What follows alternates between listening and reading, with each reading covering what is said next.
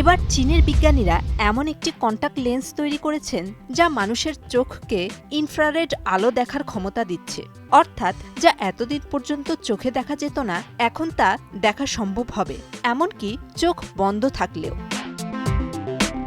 এই বিশেষ লেন্সটির ভেতরে রয়েছে আপার কনভার্সন ন্যানো পার্টিকলস নামের এক ধরনের অতি ক্ষুদ্র কণা। এরা ইনফ্রারেড আলো শোষণ করে তা রূপান্তর করে দৃশ্যমান রঙে। ফলে চোখের রেটিনায় এমন আলো পড়ছে যা সাধারণত আমাদের দৃষ্টির সীমার বাইরে থাকে। এই প্রযুক্তি চোখ বন্ধ থাকলেও কাজ করে, কারণ ইনফ্রারেড আলো চোখের পাতার মধ্য দিয়েও প্রবেশ করতে পারে।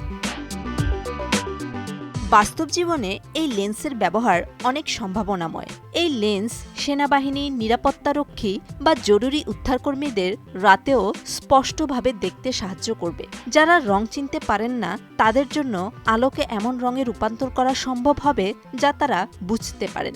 এই প্রযুক্তি ডাক্তারদের কাজে নতুন দিগন্ত খুলে দিতে পারে।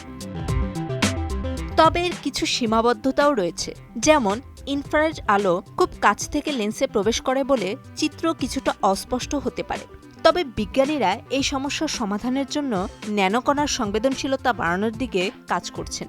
এই উদ্ভাবন ভবিষ্যতে মানুষের দৃষ্টিশক্তির সংজ্ঞাকেই বদলে দিতে পারে।